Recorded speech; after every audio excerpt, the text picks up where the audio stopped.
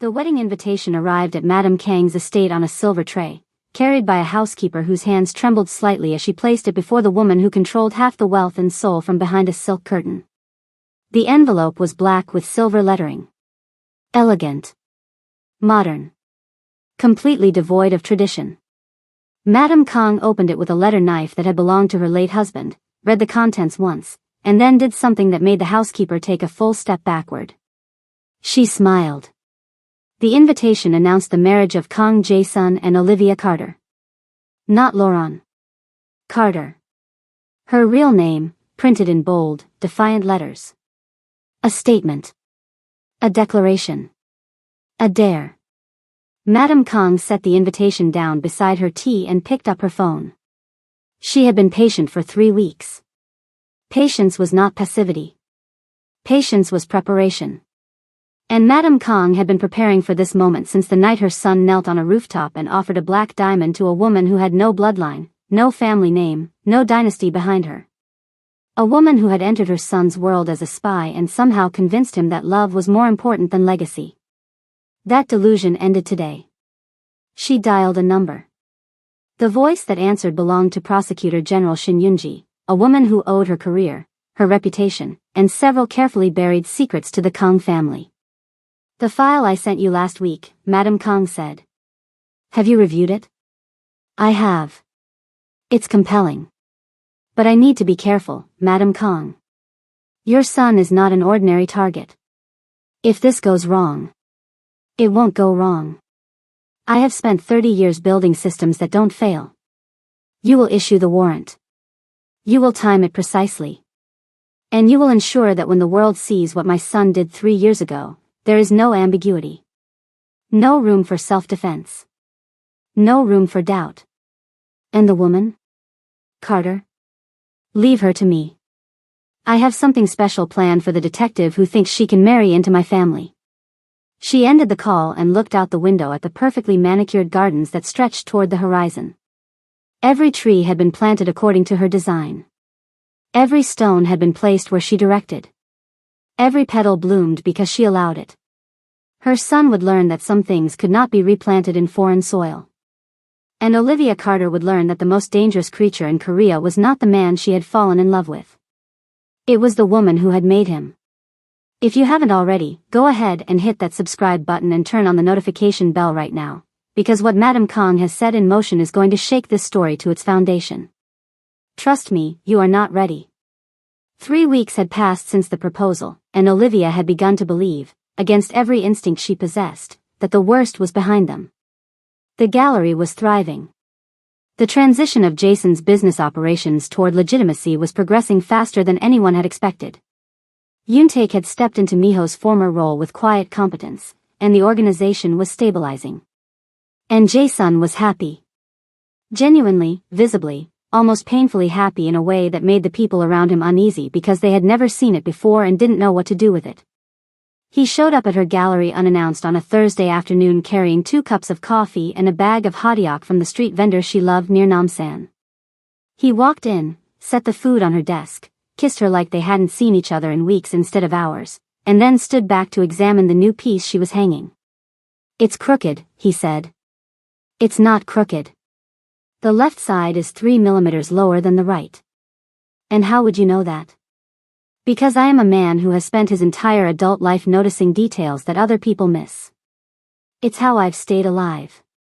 He took a sip of his coffee. "Also, I have a level on my phone." She threw a packing peanut at his head. He caught it without looking. "You're insufferable," she said. "You agreed to marry me." "I'm reconsidering."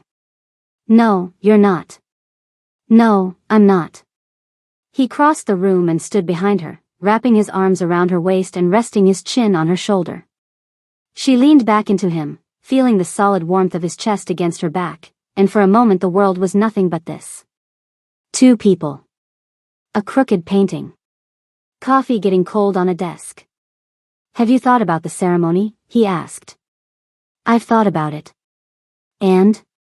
"Small. Intimate. The rooftop garden at the gallery. The one you redesigned. The one where I proposed. That one." Who would you invite? She was quiet for a moment. My mother. She's been asking to come to Seoul since I told her. My sister Naomi. A few friends from the States. She paused. Captain Harris. Jason's arms tightened slightly around her. The man who sent you to spy on me. The man who gave me the assignment that led me to you. I wouldn't be here without him. He made a low, begrudging sound. Fine. Harris can come. But I refuse to thank him. She laughed. What about your side? Take. A few people from the organization who have earned it. My mother. He stopped. Olivia turned in his arms to face him. The shift in his expression was immediate. The happiness pulled back like a tide revealing rocks. Have you spoken to her? Olivia asked. Not since the confrontation. She calls. I don't answer. His jaw tightened. She sent a gift to the penthouse last week. A painting. One my father loved. She knows exactly what she's doing. Every gesture is calculated. Maybe she's trying to make peace. My mother doesn't make peace. She makes positioning moves. That painting was a reminder. This is your father's legacy. Don't forget where you come from. He shook his head. She initiated a police investigation against her own son, Olivia. She set in motion the chain of events that led to David Yu's death. She has manipulated every person in my life since I was old enough to be useful. Peace is not in her vocabulary. She's still your mother. That makes it worse, not better. Olivia touched his face. You don't have to invite her. But whatever she's planning, and I know she's planning something because Yuna warned me, we face it head on. No hiding. No pretending. Together, he said. Together. He kissed her forehead and held her close, and neither of them knew that the first move had already been made. It arrived the following Monday in the form of a phone call from a number Olivia didn't recognize. She answered while unpacking a shipment of sculptures at the gallery. Ms. Carter? The voice was female, professional, and cold. This is the office of the Prosecutor General. You are being asked to present yourself for formal questioning regarding your involvement in the obstruction of an active criminal investigation, unauthorized destruction of classified evidence, and the aiding and abetting of organized criminal activity during your tenure as a detective with the International Crimes Division. Olivia's hand froze on the sculpture she was unwrapping. On what grounds? The details will be provided upon your arrival. You are expected at the Seoul Central District Prosecutor's office tomorrow morning at 9 o'clock. Failure to appear will result in a warrant. The line went dead. Olivia stood motionless in her gallery, the phone pressed against her ear, listening to silence. Then she called Jason. He answered on the first ring. He always did. What's wrong? How do you know something is wrong? Because I can hear it in the way you breathe. Talk to me. She told him. The prosecutor's call. The charges. The timing. The silence on his end lasted exactly 4 seconds. When he spoke, his voice had shifted into the register she recognized from the night on the rooftop. Cold. Calculated. The voice of a man who had been running an empire since he was 19 years old. This is her, he said. My mother. Prosecutor General Shin Yunji has been in my mother's pocket for over a decade. This is her opening move. What do I do? You show up tomorrow. You say nothing without a lawyer present. I'm sending you the best defense attorney in Korea. His name is Park Jung-go. He's handled cases for me, for the government, and for 3 foreign embassies. He will be at your apartment by 7 in the morning. Jae-sun. I'm not a criminal. I know that. You know that. But my mother has spent 30 years turning truth into whatever shape serves her purposes. She's not trying to put you in prison. She's trying to put you in a position where you feel powerless. Where you run. I don't run. I know. That's what terrifies her.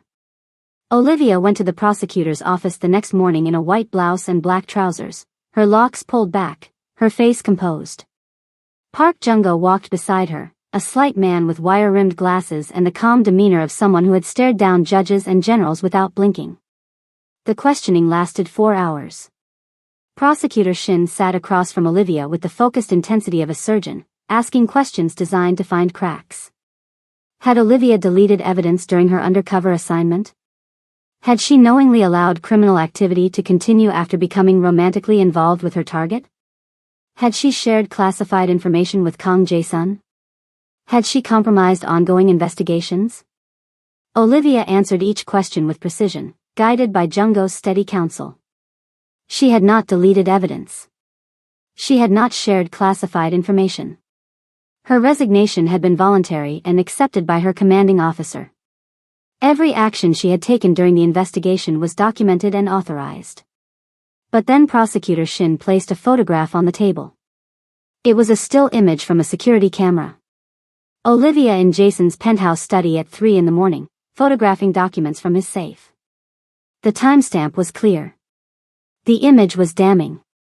This image shows you accessing classified materials from a criminal organization's records, Shin said. Materials that you subsequently transmitted to your handlers. Standard procedure for an undercover operation. But what interests me, Ms. Carter, is what happened to those materials after your cover was blown. She placed a second photograph on the table. Then a third. Then a fourth. Each one showed a different document that Olivia had photographed during her assignment. Documents that Olivia knew were fake, planted by Yoon-taek under Jason's orders. These documents were submitted to the task force as evidence, Shin continued. They were subsequently analyzed and found to contain fabricated information. The question is, did you know they were fabricated? And if so, did you knowingly submit false evidence to a law enforcement investigation? Park Jung-go leaned forward. My client was an undercover operative performing her duties. She had no way of knowing the documents she photographed had been altered by the target of the investigation. Perhaps. But the timeline is interesting. These documents were photographed after Ms. Carter had already begun a sexual relationship with Kang Jae-sun. After she had already been emotionally compromised. One could argue that by remaining in the operation after her objectivity was lost, she contributed to the corruption of the investigation itself. Olivia's hands were steady on the table. But inside, she felt the walls closing in. Madame Kang had thought of everything. She wasn't trying to prove a crime. She was trying to create a narrative. Detective falls for target. Detective becomes compromised. Investigation is corrupted. Evidence is tainted. And at the center of it all, a black woman who had no business being in this world and who had brought destruction wherever she went.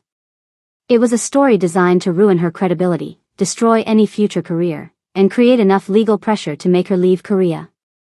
Leave Jae-sun. We're done here, Jung-go said, standing. My client has cooperated fully. Any further questions can be submitted in writing. They left. In the elevator, Olivia leaned against the wall and closed her eyes. How bad is it? She asked. Jung-go adjusted his glasses. The evidence they have is circumstantial. They can't prove you knew the documents were fake. They can't prove you intentionally corrupted the investigation. But they don't need to prove anything in court, Ms. Carter. They just need to create enough noise. Enough doubt. Enough pressure. Pressure to do what? To make you leave. That evening, Olivia told Jae-sun everything. They sat in the penthouse, the city sprawled beneath them, and she watched his face as she described each question, each photograph, each carefully laid trap. When she finished, he was quiet for a long time. Then he stood and walked to the window, pressing both hands flat against the glass as if he were trying to hold up the sky. She's using the prosecutor to build a case against you, he said slowly. Not to convict you. To control you. To make your life in Korea impossible. To isolate you from me. It's working, Olivia said quietly. Not the isolation. But the pressure. I can feel it. He turned to face her. What do you need? I need the truth, Jae-sun. All of it. Your mother told Prosecutor Shin things she couldn't know unless she had access to files that should be sealed. She knew about the photographs I took. She knew about the safe. She knew the timeline of our relationship down to the week. Someone gave her that information. Jason's expression darkened. Fontaine. Fontaine is in custody. Then someone else. Someone inside Harris's operation. He paused, and something cold settled over his features. Or someone inside mine. You think there's another leak? I think my mother has spent 3 decades building a network of obligations and debts that reaches into every institution in this country. Police. Prosecutors. Government. Military. There is no wall she cannot find a door through. He crossed the room and took her hands. But I will find the source. And I will cut it off. And your mother? What do we do about her? I handle her. We handle her. Together. That was the deal. He looked at her, and the conflict in his eyes was visceral. He wanted to protect her. He wanted to fight this battle alone, to shield her from the woman who had shaped him into a weapon and was now trying to use that weapon against the person he loved most. But Olivia Carter had never needed shielding. He knew that. It was the reason he loved her. It was the reason she terrified him. Together, he agreed. But Olivia, you need to understand something about my mother. She doesn't fight wars. She designs them. Every move she makes is 3 moves ahead. She is the most intelligent, most ruthless, most patient person I have ever known. And the thing that makes her truly dangerous is that she genuinely believes she's doing this out of love. Love for you. Love for the empire. For the name. For everything my father built and everything she has maintained. In her mind, I am not her son. I am her creation. And she cannot accept that her creation has chosen something she did not design. Someone, Olivia corrected. He chose someone. Jason pulled her close. The most extraordinary someone in the world. She pressed her face against his chest and breathed him in. We're going to survive this. I know. How do you know? Because you taught me something I spent my whole life not believing. What? That the people who love you are stronger than the people who own you. She held him tighter. And in the silence of the penthouse, high above a city that had tried to break them in every conceivable way, they held each other like the world was ending. Because in many ways, it was. The world as they knew it. The world of secrets and safety and pretending that the storm had passed. The storm hadn't passed. It had just been gathering strength. The second blow landed 4 days later. It was aimed not at Olivia, but at Jason. Yuntaek arrived at the penthouse at 6 in the morning, which was unusual enough that Olivia was immediately on alert. Taek's face was the color of old paper. We have a problem, Taek said, not bothering with greetings. Jason emerged from the bedroom in a t-shirt and sweatpants, his hair still damp from the shower. The domesticity of the image clashed violently with the tension radiating off his closest advisor. Talk, Jason said. Prosecutor Shin's office issued a new investigation order this morning. Not against Olivia. Against you. The charge is murder. The word hung in the air like smoke after a gunshot. David Yu, Jason said. Taek nodded. But it's not the file we know about. It's not the version of events we've controlled. Your mother has provided the prosecutor with material we have never seen. A video. Olivia watched the blood drain from Jason's face. It happened slowly, like color leaking from a photograph left in the sun. What video? Jason whispered. Security footage from the warehouse. The night you died. We swept that warehouse, boss. We destroyed every camera. There should be no recording. Show me. Taek produced a tablet. His hands were steady, the way they always were in crisis, but his eyes betrayed the fear underneath. He pressed play. The footage was grainy but clear enough. The warehouse interior. Stacked crates. Dim lighting. 2 figures in the center of the frame.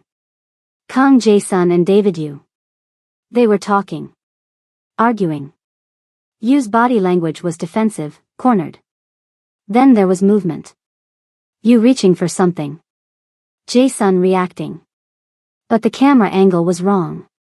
From this perspective, it didn't look like you drew first. It looked like Jae-sun lunged forward. It looked like aggression, not defense. The fatal moment was obscured by a crate, and what the camera captured was Jae-sun standing over Yu's body, breathing hard, a weapon in his hand. Olivia watched it twice. Her detective's mind, never truly dormant, was already dissecting. The angle is deliberate, she said. Whoever positioned this camera knew exactly what it would capture and what it would obscure. The moment Yu draws his weapon is hidden behind the crate. All you see is the aftermath. Exactly, Take said. This isn't surveillance footage that was accidentally preserved. This was engineered. Jae-sun sat down heavily on the couch. My mother had a camera in that warehouse. She knew about the confrontation before it happened. She knew Miho had turned you. She knew I would go to that warehouse.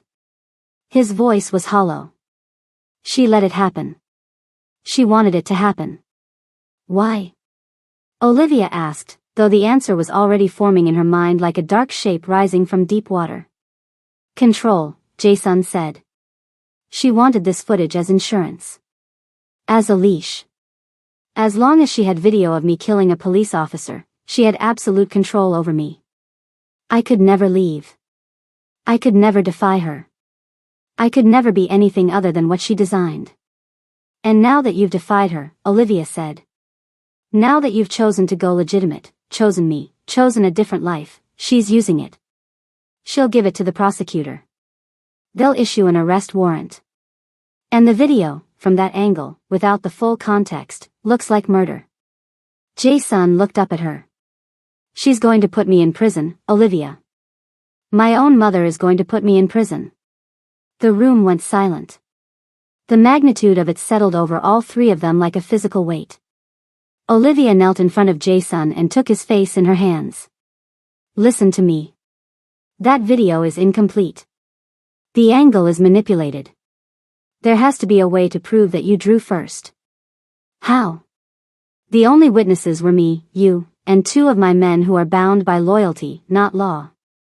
No prosecutor will accept their testimony. Then we find the truth another way.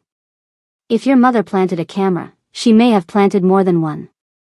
There may be additional footage that shows the full picture. Footage she kept because she's Madame Kong and she never destroys anything that might be useful. Take nodded slowly. If there's another angle, another recording, it would be in her personal archive. She keeps everything. Physical copies. Locked vaults. She's old school. Then we get it, Olivia said. We go into her estate and we find it. You're suggesting we rob my mother, Jae-sun said. I'm suggesting we retrieve evidence that proves your innocence from a woman who is using its absence to frame you for murder. There's a difference. A subtle one. I'm a subtle person. Despite everything, the ghost of a smile crossed his face. You're the least subtle person I've ever met. And yet you proposed to me. He caught her hand and pressed his lips against her knuckles. Yes. I did. If you are loving this story right now, drop a comment and tell me what you think Olivia and Jae-sun should do. Should they confront Madame Kong head-on, or play her game? Smash that like button and let's keep going because it's about to get even more intense. The plan took shape over 3 days of careful preparation. Olivia, Jae-sun, and Take worked together in the penthouse. Blueprints of the Kong estate spread across the dining table, photographs of entry points taped to the windows, security rotation schedules compiled from Take sources inside the household staff. Your mother's personal archive is in the East Wing, Take said. Sublevel. Climate controlled. 2 combination locks, 1 biometric scanner, and a rotation of 2 guards. I know the combinations, Jae-sun said. She changed them every month when I was growing up, but the pattern is based on dates that were significant to my father. She's sentimental about exactly one person who ever lived, and he's been dead for 14 years. And the biometric? Fingerprint. Hers. Olivia raised an eyebrow. You have your mother's fingerprint?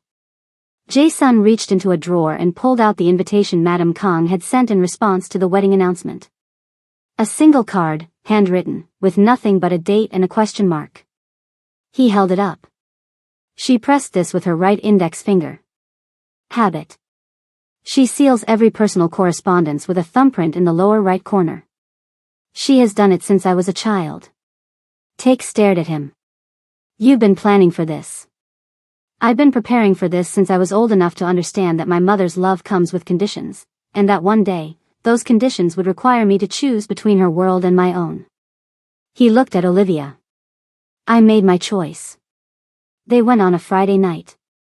Madame Kang was attending a charity gala at the Shilla Hotel, an event she hosted annually, which meant she would be occupied for at least 4 hours. Take handled the security rotation. Jae-sun handled the locks. Olivia handled everything else. They entered through a service entrance on the north side of the estate. The grounds were extensive, old money traditional architecture blended with modern security infrastructure. Cameras. Motion sensors. A staff of 20.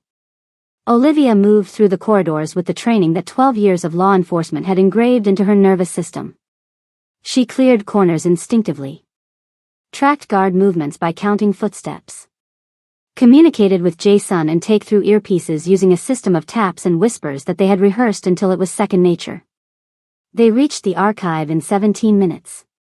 The sublevel was cool, dry, and eerily quiet.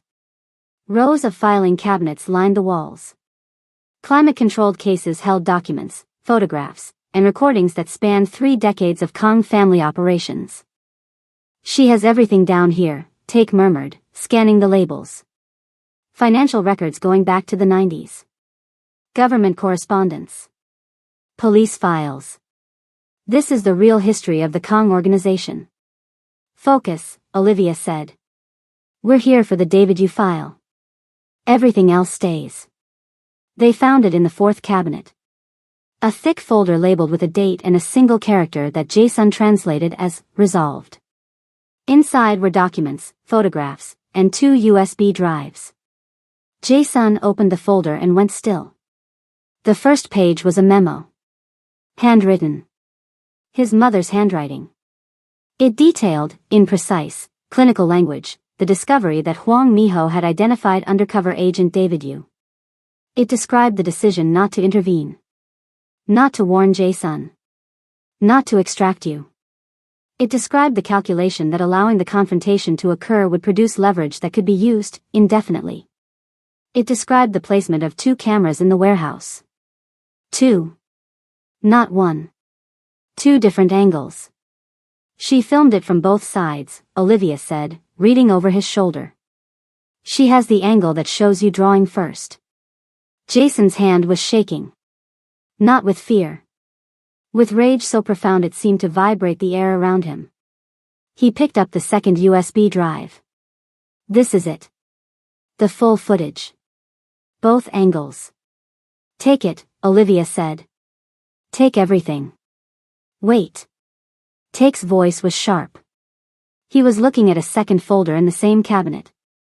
This one was labeled with Olivia's name. Olivia went cold. She opened it.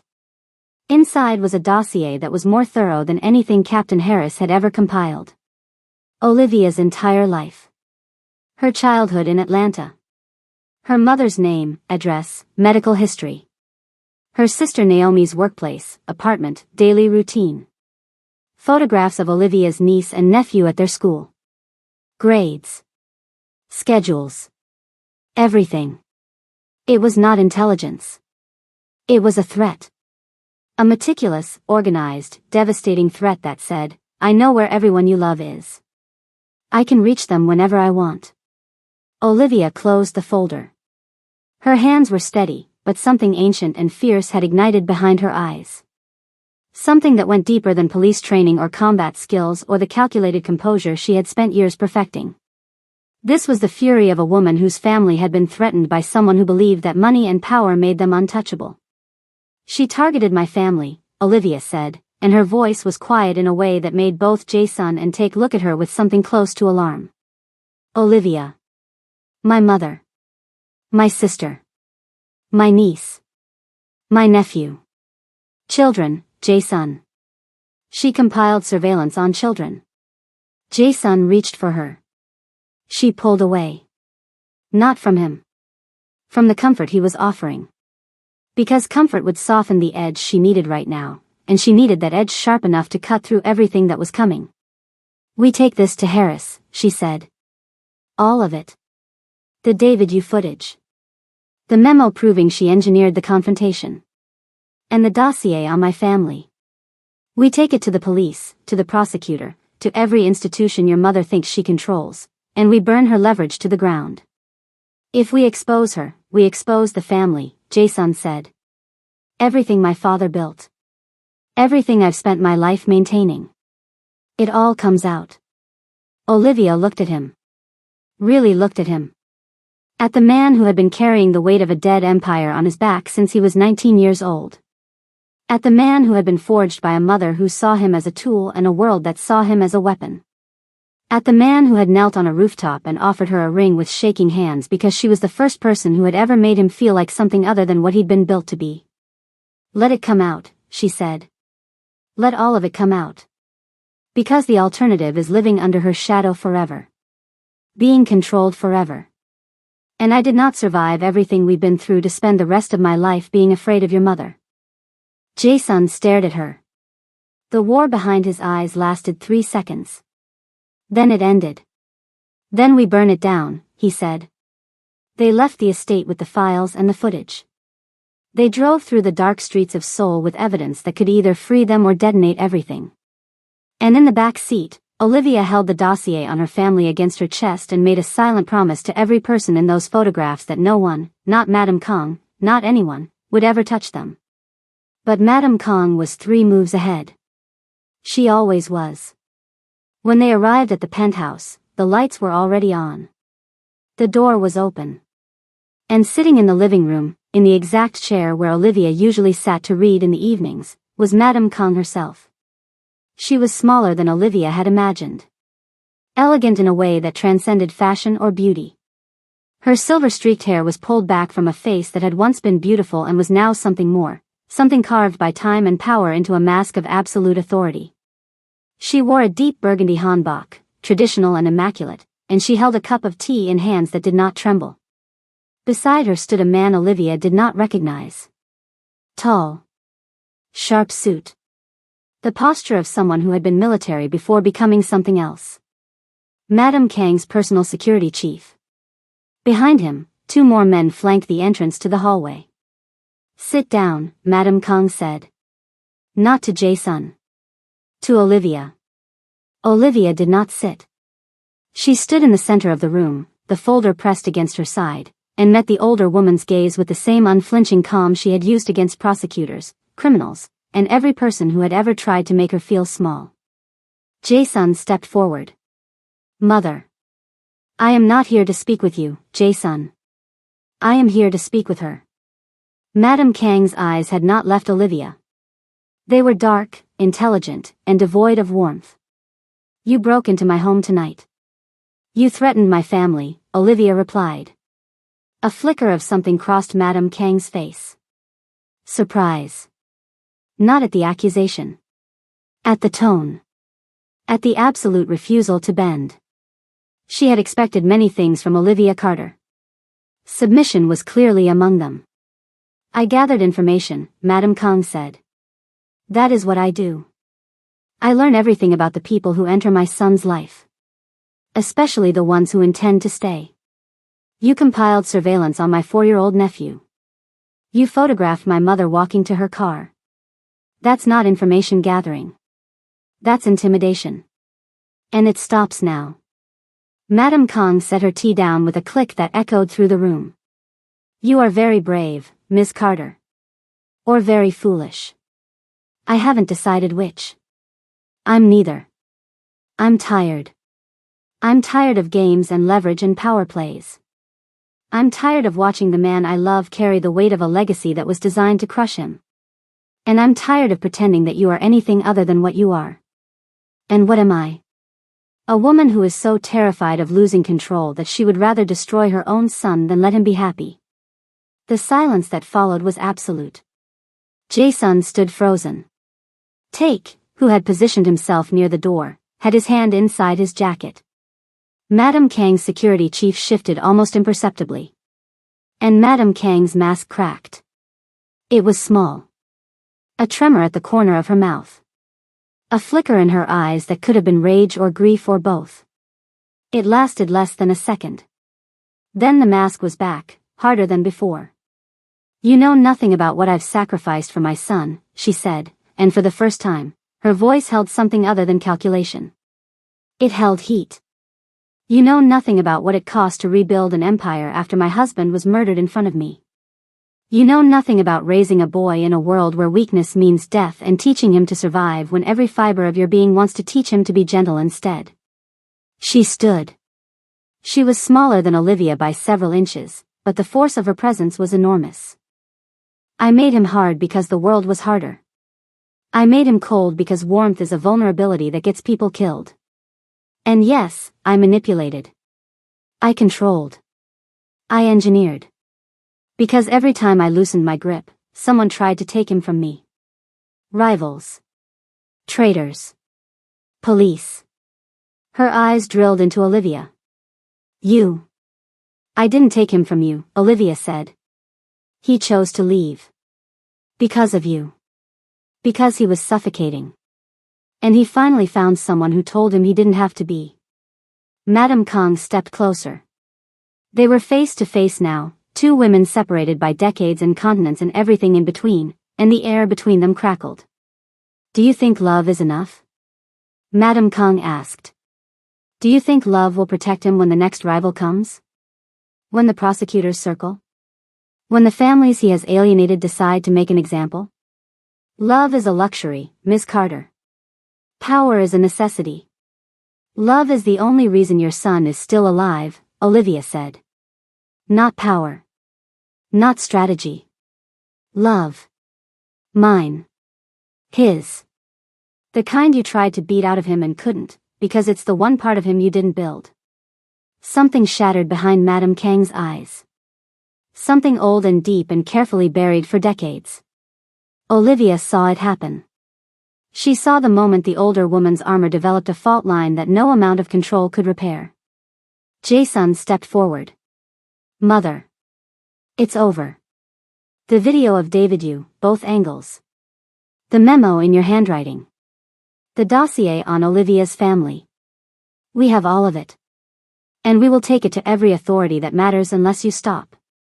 You would expose your own mother? You would imprison your own son? The question landed like a slap. Madame Kang looked at him. Really looked at him. And for the first time since Olivia had met this woman, for the first time since this story began, the mask fell completely. Beneath it was a face ravaged by fear. Not the manufactured concern of a strategist or the cold calculation of a puppet master. Real fear. The terror of a mother who had spent 30 years trying to protect her child in the only way she knew how and was now watching him walk away from everything she had built to keep him safe. Your father was the love of my life, she whispered. And they killed him because he trusted the wrong person. Because he was kind. Because he believed in people. I swore on his grave that I would never let that happen to you. I swore I would make you untouchable. Unreachable. Unbreakable. Her voice cracked. And you're standing in front of me telling me that the thing I built to protect you is the thing that's destroying you. Yes, Jason said. That's exactly what I'm telling you. I don't know how to let go. I know. But you have to. Because if you don't, you will lose me. Not to a rival. Not to the police. To this. To the distance you've created. I am asking you, as your son, to let go. Madame Kang's hand trembled. She reached out, almost unconsciously, and touched Jason's face. He flinched. Then he didn't. He let her hand rest against his cheek, and he saw his mother, not the strategist, not the puppet master, but the woman who had held him when he was small and told him stories about his father in a voice that shook with grief. She makes you happy, Madame Kang said. Not a question. She makes me alive. Madame Kang's gaze moved to Olivia. The hostility was not gone. It might never be completely gone. But something else was there now. A grudging, painful recognition. The acknowledgement that this woman, this outsider, this person who had entered her son's world as a weapon and become something else entirely, had reached the part of Jason that Madame Kong had spent decades trying to protect by making it unreachable. And Olivia had reached it anyway. I will withdraw the prosecutor's investigation, Madame Kong said quietly. I will release the full David footage to clear the record. And I will destroy the dossier on your family. She paused. But I have conditions.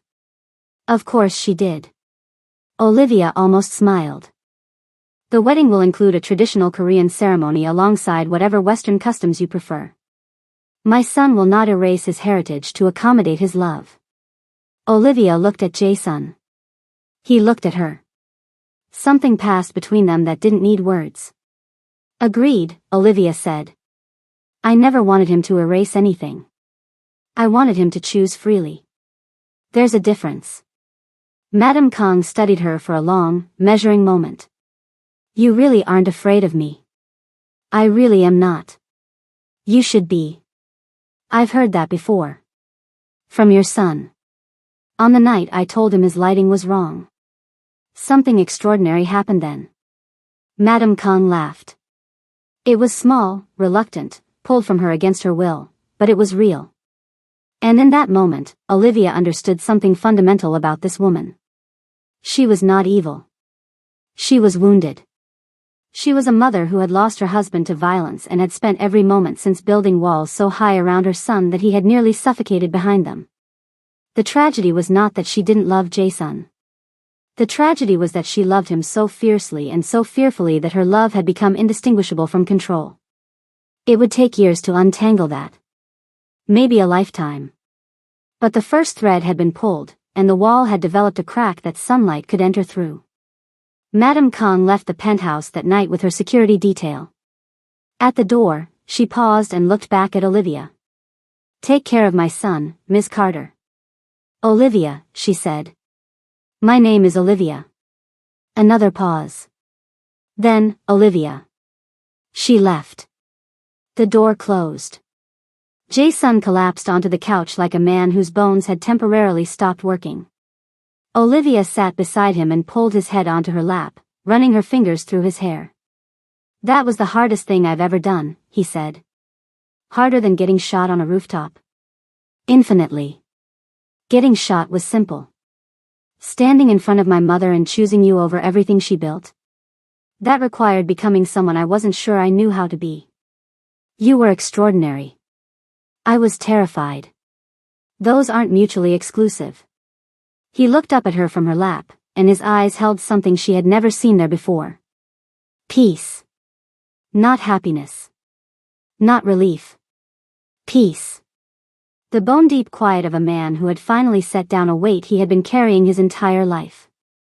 Marry me tomorrow, he said. We have a venue booked for next month. I don't care about the venue. I care about you. Marry me tomorrow. On the rooftop. Just us and Take and a judge and the sky. Your mother will be furious. She just negotiated a traditional ceremony. My mother will adapt. She always does. And we'll have the traditional ceremony too. Later. For her. But tomorrow is for us. Olivia looked at this man. This impossible, infuriating, devastating man who had pointed a gun at her in the rain and trembled. Who had known she was a spy and loved her anyway. Who had played piano with shaking hands and fed her fake documents and stood on rooftops declaring his love to men who wanted to kill her. Tomorrow, she said. Now I know you've been riding this emotional roller coaster with me. If this story has you in your feelings, smash that like button right now. Drop a heart in the comments. And if you haven't subscribed yet, what are you even doing? Hit that button because we are heading into the finale and you need to see how this ends. They were married the next afternoon on the rooftop of the Kong Gallery, the same rooftop where rain and guns and betrayal had nearly ended everything. Jason had the space transformed overnight. White flowers cascading from every surface. A simple arch draped in sheer fabric that caught the wind. The city spread below them like a witness.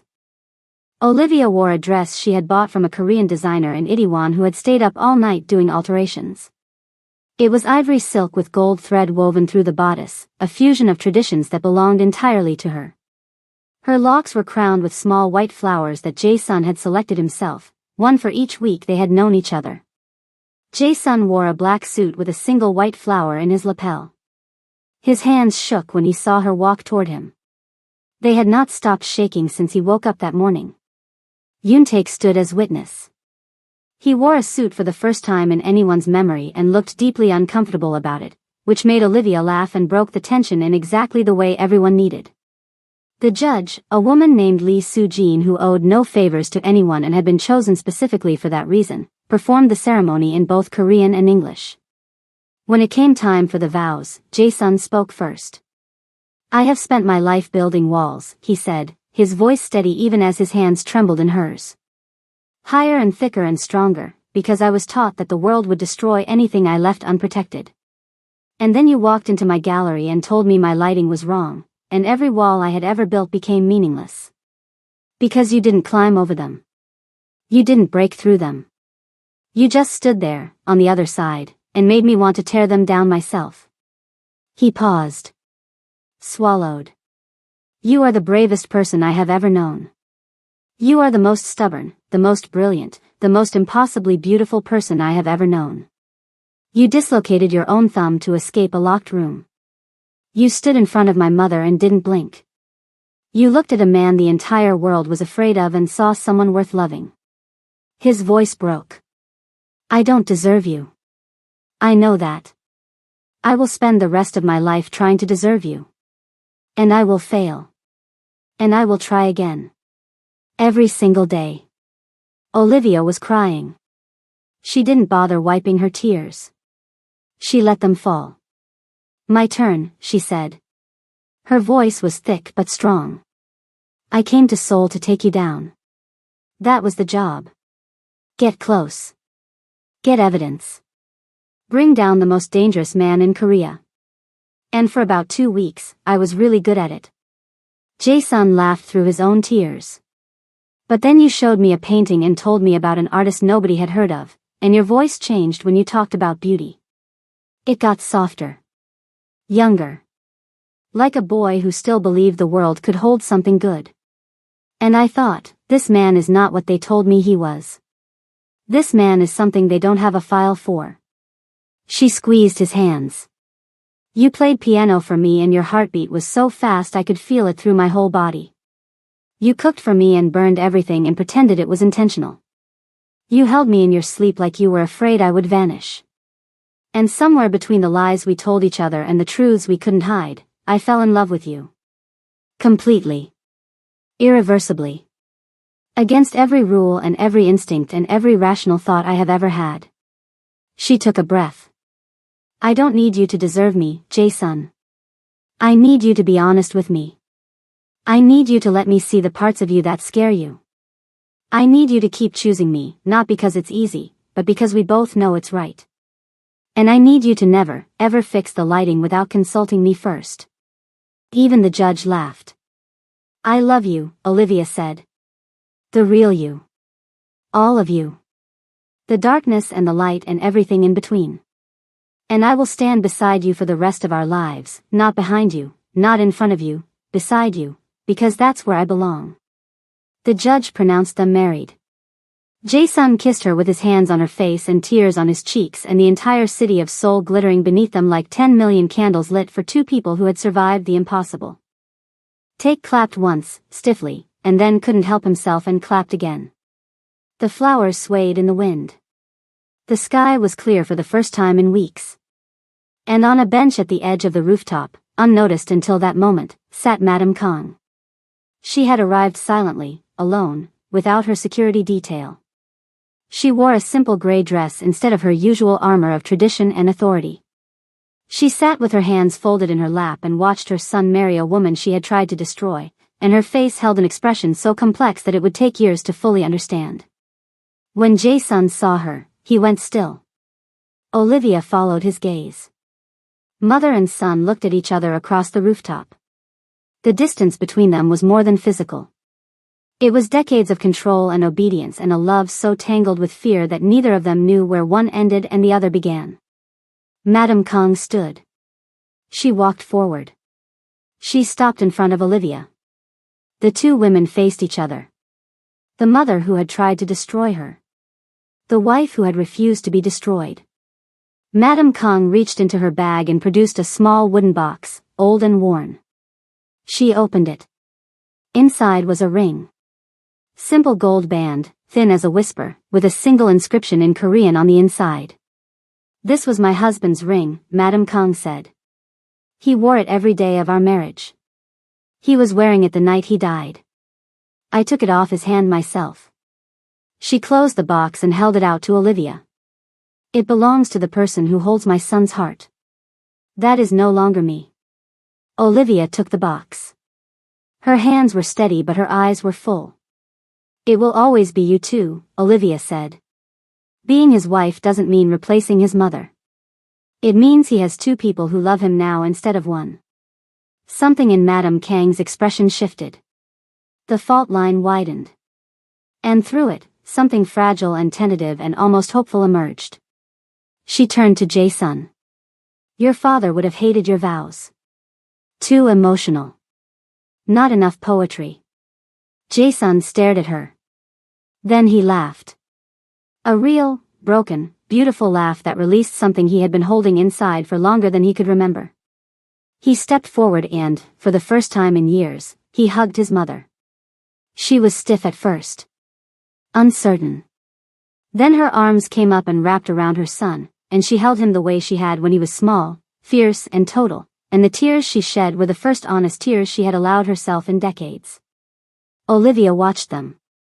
Take watched them. The judge quietly gathered her things and slipped away, sensing that this moment was too sacred for strangers. When Jae-sun and his mother finally separated, Madame Kong looked at Olivia one more time. "You were right," she said. "I was afraid.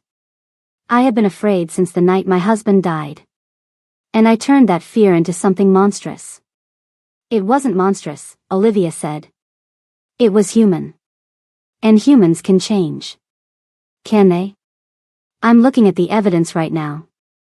Madame Kong held her gaze for a long moment. Then she nodded, once, with the gravity of someone signing a treaty after a long war. She left the rooftop. But the box with the ring stayed. And the crack in the wall between them stayed open, wide enough now for something new to grow through. That night, alone in the penthouse that was now theirs together, Jae-sun carried Olivia across the threshold because she told him it was a Western tradition and he told her it was ridiculous and she told him to do it anyway. He kicked the door closed behind them and carried her to the bedroom without setting her down, kissing her the entire way, bumping into a wall, nearly tripping over Take's shoes that he had left by the door because Take had apparently been living in the guest room for weeks and neither of them had noticed. They laughed until they couldn't breathe. And then the laughter became something else. Something slower. Deeper. The urgency of their earlier encounters had been replaced by something new. Not less intense. More intentional. The desperate hunger of two people afraid of losing each other had become the deliberate tenderness of two people who knew they had time. He undressed her slowly, reverently, pressing his lips against each inch of skin he revealed. She traced the scar on his shoulder from Miho's bullet, the thin line on his ribs from a fight she hadn't heard about, the tattoo on his back that she had never asked about because she knew he would tell her when he was ready. "My father's name," he said, feeling her fingers trace the characters. "I got it the day he died. I was 19. The tattoo artist's hands were shaking because I was crying and holding a gun and neither of those things is ideal when someone is trying to work." She kissed the tattoo. He turned and pulled her against him. They made love with the lights on because neither of them wanted to hide anymore. No shadows. No pretenses. No lies between their bodies or their hearts. She whispered his name and he whispered hers and the city outside the windows held its breath. Afterward, tangled in sheets that cost more than her first car, she lay with her head on his chest and listened to his heartbeat slow from thunder to rain to the quiet, steady rhythm of a man at peace. "I need to tell you something," she said. "More secrets?" He said it lightly, but she felt his body tense beneath her. Not a secret. A discovery. She lifted her head and looked at him. I'm pregnant. The world stopped. Jason's face went through a sequence of expressions so rapid they were almost comical. Shock. Disbelief. Terror. And then, rising through all of it like the sun breaking through storm clouds, joy. Pure, uncontained, devastating joy. Say that again, he whispered. I'm pregnant. About 6 weeks. I found out yesterday morning, but everything with your mother happened and I. He kissed her. Hard. Deep. With both hands on her face and tears streaming down his cheeks. A baby, he said against her lips. Our baby. Our baby. He pulled back and looked at her with an expression of such fierce, tender, overwhelming love that she felt it rewrite something fundamental inside her. This man, who had been taught that wanting makes you weak, who had been built into a weapon by a mother who loved him like a general loves a soldier, was looking at her with the raw, defenseless wonder of a man who had just been given something he never believed he was allowed to want. I'm going to be terrible at this, he said. You're going to be wonderful at this. I don't know how to be a father. The only model I had died when I was a teenager. Then we figure it out together. Like we've figured out everything else. Badly at first, then better, then perfectly imperfect. Exactly. He placed his hand on her stomach. It was flat, unchanged, giving no sign of the universe being built inside. But he held his hand there like he could feel it already, like the future was pressing back against his palm. I am going to protect you, he said. Both of you. With everything I have and everything I am. I know. But Jason? Yes? Our child is not going to be raised the way you were. No walls. No weapons. No empire pressing down on their shoulders before they're old enough to stand. No, he agreed. Our child will be raised to choose. To love. To tell people their lighting is wrong without being afraid. She laughed through tears. He held her close. Outside, the city of Seoul sparkled and hummed, alive with 10 million stories, none of them as improbable, as devastating, as achingly beautiful as the one unfolding 30 stories above. The days that followed were the quietest they had ever known. Not empty quiet. Full quiet. The quiet of a life being built. Olivia ran her gallery. Jae-sun completed the transition of the Kong organization's operations into legitimate business, retaining the real estate, the art galleries, and the import businesses while dismantling the rest with Taek's methodical assistance. He met with prosecutors voluntarily, provided evidence against Miho and Dongwook that sealed their convictions, and cooperated with investigators in a way that shocked everyone who had ever known the name Kong. Madame Kong kept her word. The prosecutors' investigations were withdrawn. The David Yu footage, both angles, was submitted to the police, and the case was officially closed as self-defense. The dossier on Olivia's family was destroyed in Olivia's presence, each page fed into a shredder while Madame Kong watched with an expression that might have been shame. The relationship between Madame Kong and Olivia was not easy. It would never be easy. They were two women of extraordinary will and opposite backgrounds, bound together by their love for the same man. But slowly, incrementally, something began to form between them. Not warmth. Not friendship. Respect. The grudging, hard-won respect of two warriors who recognized each other's strength. Madame Kong began visiting the gallery. She never announced herself. She would simply appear, examine the art, and occasionally make a comment that was either a compliment or a critique depending on how generous Olivia was feeling that day. One afternoon, she paused in front of a painting by a young Korean-Nigerian artist that depicted a woman standing at a crossroads, one path leading to a traditional Korean gate, the other to a door marked with Adinkra symbols. This is new, Madame Kong said. She's 23. Based in Busan.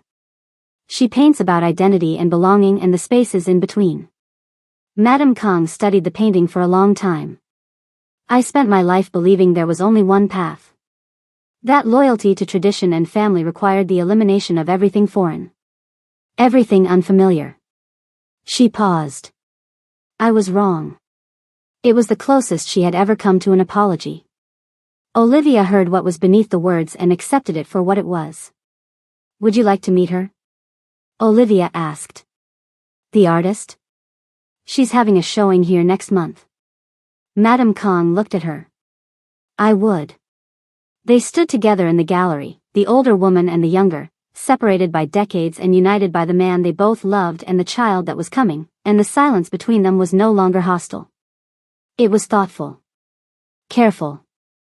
Alive with the possibility that something new could grow in the space where something old had finally been set down. 6 months later, on a spring morning when the cherry blossoms were painting Seoul in clouds of pink and white, Kang Minjun was born. He had his father's dark eyes and his mother's stubborn chin and a cry that could be heard 3 floors down in the hospital. Jae-sun held his son for the first time and wept. Openly. Completely. Without shame or restraint. The most feared man in South Korea stood in a hospital room in a wrinkled shirt with dark circles under his eyes and tears streaming down his face, holding a 7-pound baby like he was made of glass and gold and starlight.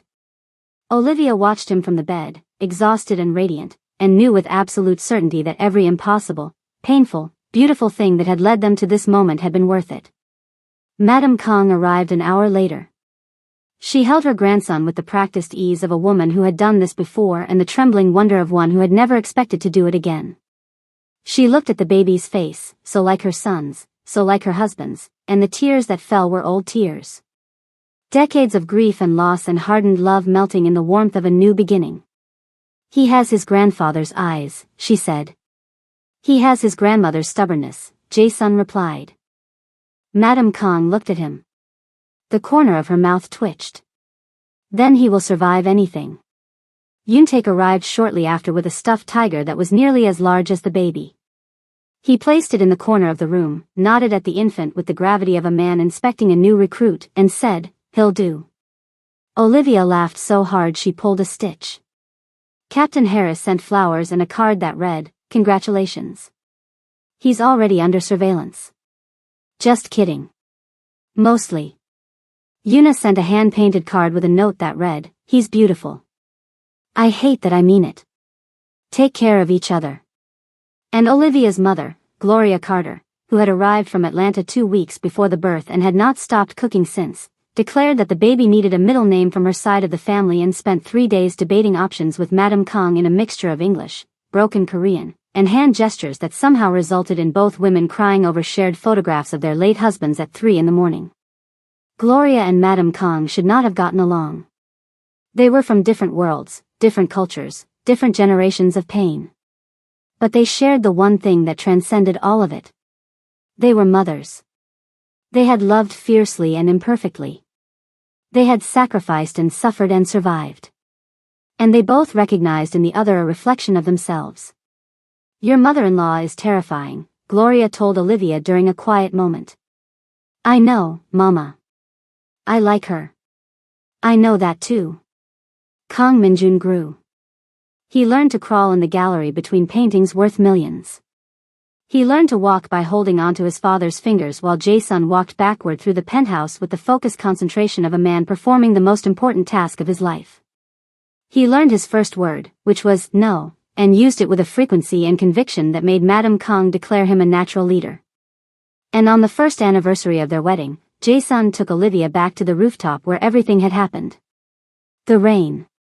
The guns. The vows. The beginning and the end and the beginning again. The rooftop was quiet now. The string lights still hung. The flowers had been replaced with new ones. The city sparkled below, unchanged and eternal. 1 year, Olivia said, leaning against the railing. 1 year. He stood beside her, close enough that their arms touched, the way they had on the balcony the night of their first kiss. You know, I stood on this rooftop once with a gun pointed at you. I remember. My hand was shaking. I noticed. I couldn't have pulled the trigger. Not in 1,000 lifetimes. Even when I thought the world was watching. Even when Miho was smiling. Even when everything I had built demanded it. He turned to face her. You were the first thing in my life that was more important than my survival. She took his hand. And you were the first person who made me realize that survival isn't enough. That there has to be something worth surviving for. He pulled her close. They stood together on the rooftop, the detective and the mafia boss, the woman who had come to destroy him and the man who had let her in knowing the cost, two people who had no business loving each other and had done it anyway, fiercely and imperfectly and with everything they had. Below them, the city hummed. Above them, the sky held its breath. And between them, in the space where lies had once lived, there was nothing left but truth. She pressed her forehead against his. Jason? Yes? The lighting on the rooftop is perfect. He laughed. The sound rose into the night, carrying with it the weight of everything they had survived and the lightness of everything they had become. And it echoed across the soul skyline like a promise kept, a war ended, a love that had burned through every wall ever built against it and emerged, not unscathed, but unbroken. Always unbroken. If this story made you laugh, cry, hold your breath, or fall in love, then you know exactly what to do right now. Smash that like button until your screen cracks. Hit subscribe and turn on that notification bell because this channel brings you stories that stay with you long after the screen goes dark. Drop a comment right now and tell me, what was your favorite moment? Was it the rooftop standoff? The piano scene? Olivia escaping with a dislocated thumb? The moment Madame Kong gave Olivia her husband's ring? Tell me everything. And share this video with someone who loves a good love story, someone who needs to know that sometimes the most impossible love is the most real. Thank you for staying all the way to the end. Thank you for riding this journey with Olivia and Jason. Stay blessed, stay beautiful, and I will see you in the next one.